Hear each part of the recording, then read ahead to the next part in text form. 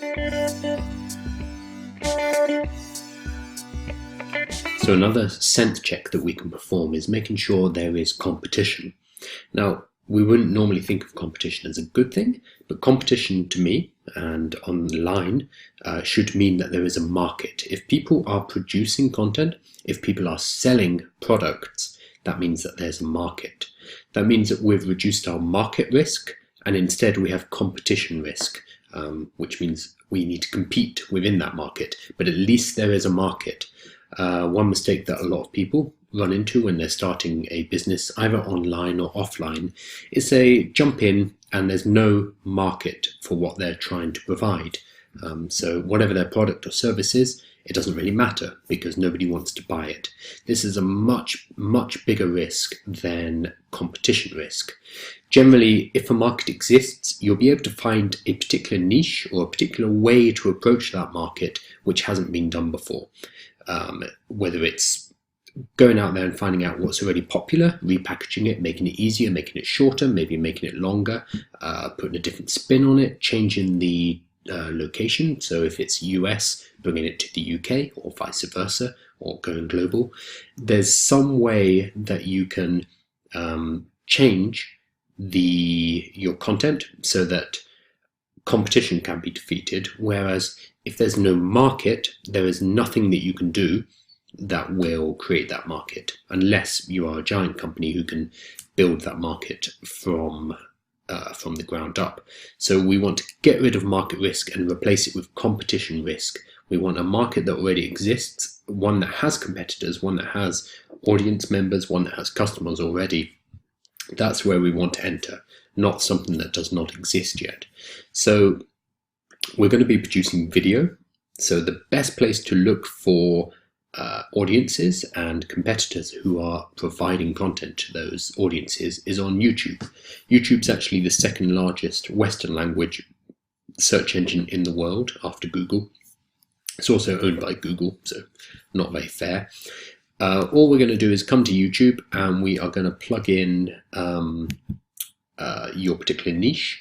We would generally want something educational, so like how to XYZ. So if you're doing a yoga business, it might be how to get into yoga, for example. On property, we're going to look at something like, let's try buying your first home. Okay, it's given us some suggestions here. So buying your first home UK, perfect. Okay, so now we can see the type of content that's popular. What we'll also do is we can filter up here, and we want to sort by, let's go for sort by view count, so we can see the ones that are viewed the most. So these top ones are by big companies, Santander, Halifax. That's not surprising. They have large budgets with which to push their content. We're more interested in these kind of ones. So Ash Jackson, first time home buyer mistakes. This has got 250,000 views. Halifax, again, we're going to ignore that. Halifax will ignore that because they're spending money to get those results. This one, your first 4 houses. So this is about property investment. So this guy, what's his name? Doesn't say, but he's teaching people how to get into property investment. And we have 100,000 views. Continuing down here. Okay. Samuel Leeds, he is quite large in this particular niche, very large.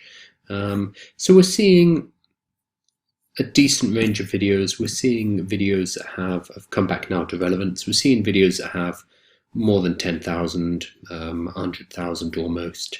It's not massive, but it's definitely, there is definitely interest here. If we were looking for something a lot more specific, like bridging finance,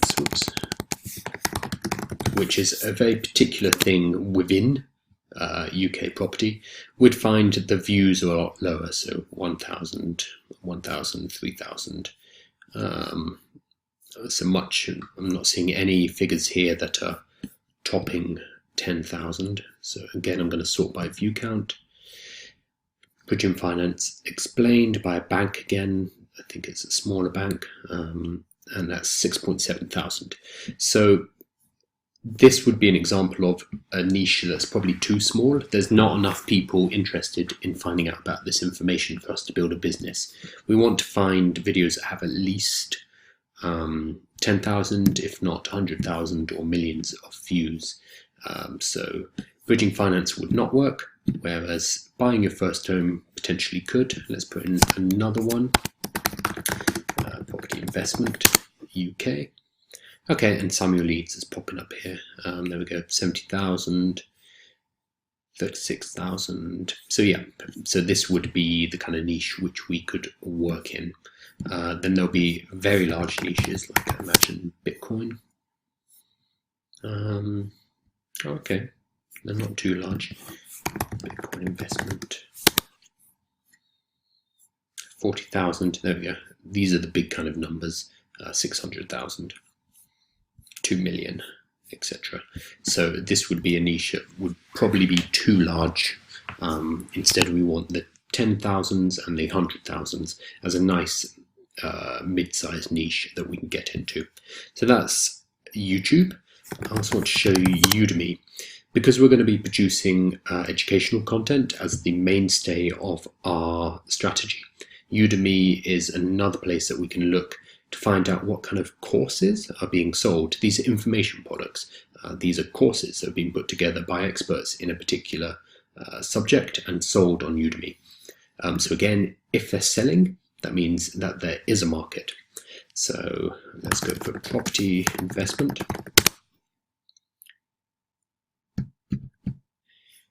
Right, so analyzing rental income properties, comprehensive beginning guide. What we can see here, hang on, I have to go in. We should be able to see how many people are signed up. Ah, there we go. So we can find the instructor here. He's got 100,000 students. I think if we click, we can see the breakdown. They have moved it. I'm not seeing it right now. It doesn't really matter, because what is useful is these rating numbers. If you see a course with that number of ratings, that's very impressive. When you have thousands, that means that that's a sustainable enough niche to be able to sell, to be able to make a business on, to be able to sell enough courses to generate a significant amount of cash. So if we looked up a niche and everything was 27, 8, 39, I'd worry. We'd want at least in the hundreds. This has got one in the thousands, which is very good. Let's again put in Bitcoin.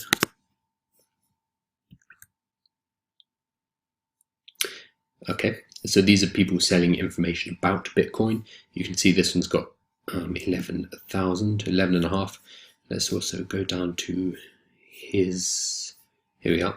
It's got 45,000 students.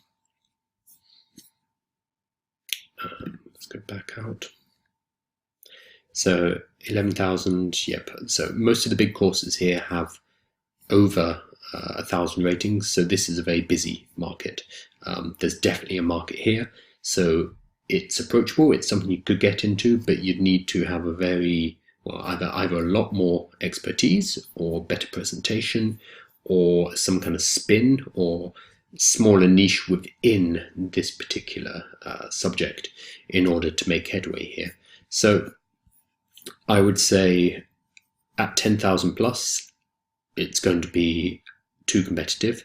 You're looking for a niche which has ratings in the thousands. So if you saw lots of ratings like this, 1,200, 1,000, almost 500, I'd say that's a go.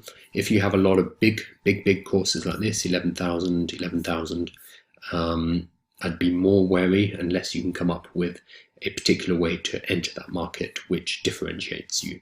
So using YouTube and Udemy, so YouTube is the largest free video hosting platform where people go for educational content, and Udemy is one of the largest and most reputable paid educational platforms using video again. So these are directly relevant to what we'll be doing.